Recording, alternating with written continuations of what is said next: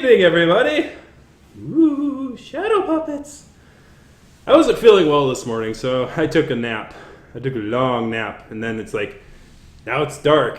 And it's like, I gotta record my video for this week. And one of the biggest problems was like, I didn't have a topic to really talk about because nothing really going on, nothing big and fancy. But I guess I have had human news on this channel before, so I'm like, why don't we do human news now? Like, how about we do some human news? Haven't done that in a while. So basically, this week, big thing happened in politics. The climate change agreement, for the Paris climate agreement, Donald Trump backed off on that. And I saw some coverage recently this weekend that made me like go, so I'm going to share that with you right now. I'm going to have a link to the video above, and you can go ahead and click and watch that, and you'll probably want to watch that before I go on my little rambling rant about this particular topic, because like I've got a few things to say about it. All right. So for the long of the short, you probably either you watch the video or whatever. I'll just go over a little summary of it. So basically, Anderson Cooper starts off as talking about this question that a reporter asked Sean Spicer earlier last week at this point, on Tuesday, of Donald Trump's position on climate change. She asked Spicer, it's like, is it real? Does he believe it's real? Does he believe it's a hoax? What does Sean Spicer believe? And his answer to that is, well, I'll ask him and get back to you on it. I'm not sure what his position is, but I will ask you and get back to you on it. Then he talks about him removing himself from the Paris climate agreement. And then he goes, eventually he finds the follow-up question that where at the same press corps goes, it's been 72 hours since we last asked, and you said, he's indicating, yeah, you told us you'd get back to us. What is the president's belief on global climate change? And once again, Sean Spicer goes, well, I don't know about that. I haven't really talked to him about this issue. And eventually, I guess he goes, well, I guess you should ask him directly about what his position is. And I'm like, they're lucky. They are so lucky. I'm not a reporter. I don't have, or maybe I'm fortunate that I'm not a reporter, because I literally wouldn't be able to help myself. Because the next question I would ask Mr. Spicer is, how much do you get paid, sir? And he'd be like, I don't, why is that relevant? I'm just asking, how much do you get paid? What is your yearly salary? And he could answer or he could not answer. I would be just like, dude, you literally told us 48 hours ago, I'm going to talk to the president. I'm going to talk to him and see what his position on this thing is. 48 hours later, it indicates you still haven't talked to the president on this issue you indicated you would talk to him about. What is your job? What is your job? Your job is to talk to the president so that he can give you a message in which you want to present to the press corps, or a general agenda that you have to try and follow and whatnot, and talk with the press corps and answer any questions that they have in the best of your ability. That is literally your job. And you literally just asked us to do your job. And the same thing with every one of these other surrogates of his that go onto these press shows. It is literally their job to understand what the president wants and to present it to the media. That is literally their job. What are they getting paid to do? If they're going to stand there and tell somebody else to do their job for them. Here's the thing. If the president wants to talk to the press, if the president wants to take responsibility and talk to the press directly, in all cases, then why is the press bothering even talking to these people? What is the point? What is the point? Literally, talking to a man on the street. They could talk to this idiot in a suit, and they can ask me. It's like, what do you think the president says on that? And I could tell them, well, why don't you ask him? I'm not the president. But here's the thing, I'm not getting paid by the president to represent himself in front of the press. These guys are.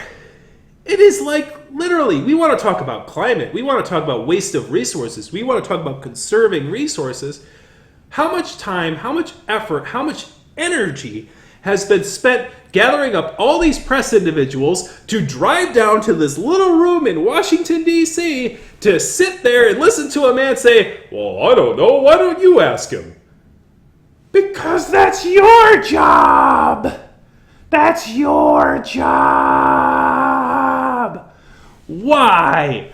Why are you telling us to do your job? This is a waste of everyone's time. Why does the press continue to allow themselves to look like freaking idiots and drive into that room, sit there and look like a bunch of jackasses, while this guy goes, well, I don't know, why don't you ask him?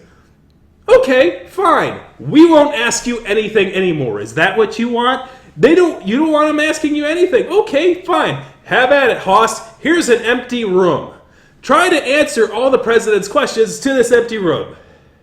Is that what you want? Because guess what? These news organizations, they can take these people who are taking their time to ask you questions, and they could go and ask the community. They could go and talk to people in the community. Let them tell stories.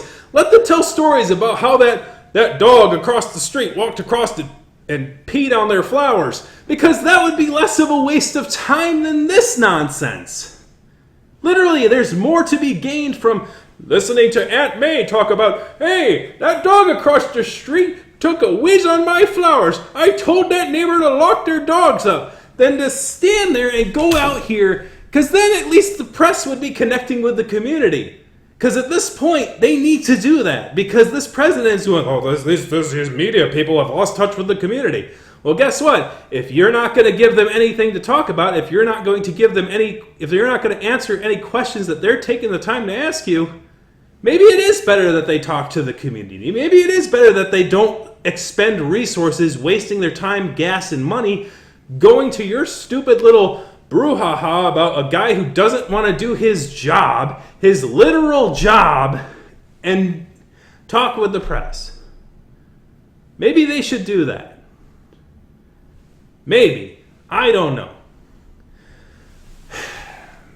But no, because we're worried that the other guy won't pull out, we're not going to pull out. Literally a cluster. Anyways, that rambling aside, let me put it into a way that maybe we're not getting it. Maybe I need to break it down in a way you can understand. There's literally thousands of Americans working their butts off, doing hard work, doing their jobs, doing what is... They don't like doing it sometimes, but they do it, right? I know it can be hard to speak for a president and trying to represent what his thoughts and visions are in front of the media, and then that guy does a 180 on you 2 days later. Like, oh, well, he fired Comey because he thought he was pathetic, he fired Comey because...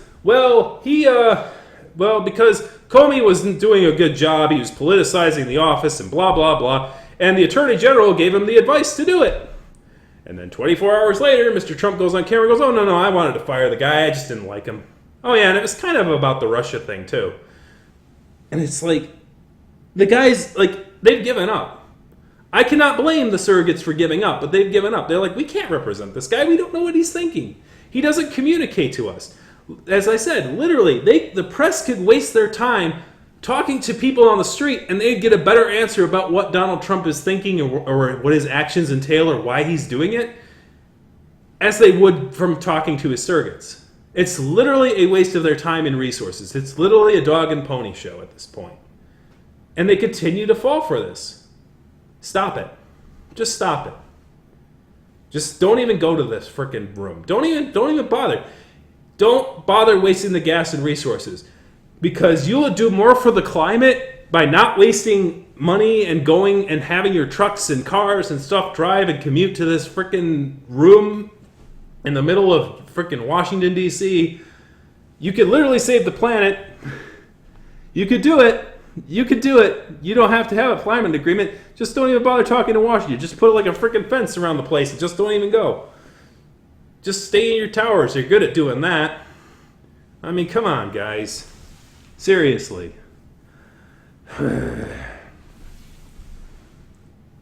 But anyways, I think that's enough ranting about that kind of a thing. But at the end of the day, I guess the question is like, if you're not going to do your job, Mr. Spicer, and other freaking Trump surrogates, if you're not going to do your job and present the president's message to the press, then why waste our money? Why waste our money? Why waste our time? Why waste our resources? You are literally worse.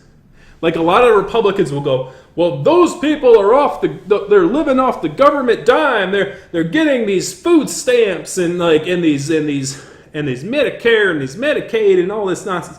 Literally, those people are doing more. I feel that that's less of a waste of money. I think any Republican would feel that's a less of a waste of money than somebody who's hired to do a job in the government and literally doesn't do their job. You're not just wasting like $100 here and there a month. You're literally getting paid probably thousands of dollars a week to stand behind that podium and to talk with the president directly and then talk to the media directly. You're getting paid thousands of dollars a week to probably do that. And you're not doing it. You're literally not doing your job. You, Mr. Spicer, you're literally a, what do they call him? Gosh, I'm not even so used to that train of thought that I don't even know what they call him. What do they call him? I don't know what the insult is, man.